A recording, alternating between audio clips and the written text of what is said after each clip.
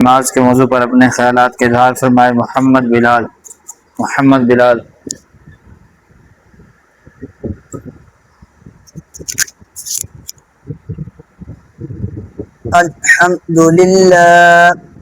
الحمدللہ وحدہ والصلاة والسلام على من لا نبی بعدہ اما بعد فاعوذ باللہ من الشیطان الرجیم بسم اللہ الرحمن الرحیم فأقیموا الصلاة وآتوا الزکاة واركعوا مع الراكعين صدق الله العظيم. قال النبي صلى الله عليه وآله وسلم بين الرجل وبين الشرك والكفر ترك الصلاة. رب اشرح لي صدري ويسر لي أمري واحلل عقدة من لساني يفقهوا قولي. رب زدني علما رب زدني علما رب زدني علما. نماز کی حفاظت کرو اے اہل ایمان، نماز کی حفاظت کرو اے اہل ایمان، اسی میں ہے نجات دنیا، اسی میں ہے جنت کا سامان. میرے بھائیوں، دوستوں اور بزرگوں، اللہ رب العزت نے تمام انسانوں کو اپنی عبادت کے لیے پیدا فرمایا ہے، اور عبادات میں سب سے اہم عبادت نماز ہے. نماز اسلام کا دوسرا رکن اور دین کا ستون ہے، اور نماز مومن کی معراج اور اللہ رب العزت سے تعلق کا مضبوط ذریعہ ہے.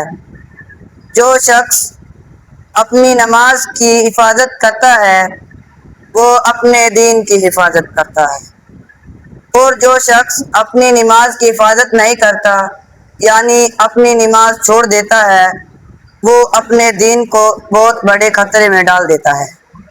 میرے بھائیوں، دوستوں اور بزرگوں، اللہ رب العزت قرآن مجید فرقان حمید میں ارشاد فرماتے ہیں وَأَقِيمُوا الصَّلَاةَ وَآتُوا الزَّكَاةَ وَارْكَعُوا مَعَ الرَّاكِعِينَ. اور نماز قائم کرو اور زکوٰۃ ادا کرو. وَارْكَعُوا مَعَ الرَّاكِعِينَ، اور رکوع کرنے والوں کے ساتھ رکوع کرو. اس آیت کریمہ کے اندر اللہ رب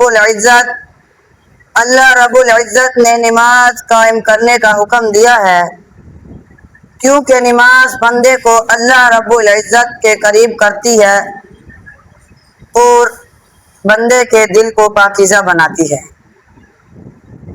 اور ایک اور مقام پر اللہ رب العزت ارشاد فرماتے ہیں ان الصلاۃ تنہی عن الفحشاء والمنکر، بے شک نماز روکتی ہے برے کاموں اور بے حیائی سے. حضرت جابر بن عبداللہ رضی اللہ تعالیٰ عنہ ارشاد فرماتے ہیں کہ اللہ کے پیارے نبی حضرت محمد صلی اللہ علیہ وآلہ وسلم نے ارشاد فرمایا بین الرجل وبین الشرک والکفر ترک الصلاۃ. آدمی کے درمیان اور شرک و کفر کے درمیان نماز کا چھوڑ دینا ہے. مطلب یہ ہے کہ نماز پڑھنا یہ ایمان کی بہت بڑی نشانی ہے. جو جان بوجھ کر نماز چھوڑ دیتا ہے وہ اپنے ایمان کو بہت بڑے خطرے میں ڈال دیتا ہے. اس لیے ہر مسلمان کو چاہیے کہ وہ 5 وقت کی نماز پابندی سے ادا کرے اور نماز کبھی نہ چھوڑے، کیونکہ نماز بندے کو اللہ رب العزت کے قریب کرتی ہے اور برائیوں سے بچاتی ہے. میرے بھائیوں، دوستوں اور بزرگوں، نماز دین کا ستون ہے. نماز شیطان کا منہ کالا کرتی ہے. نماز جنت کی چابی ہے. نماز ہمارے پیارے نبی حضرت محمد صلی اللہ علیہ وآلہ وسلم کی آنکھوں کی ٹھنڈک ہے.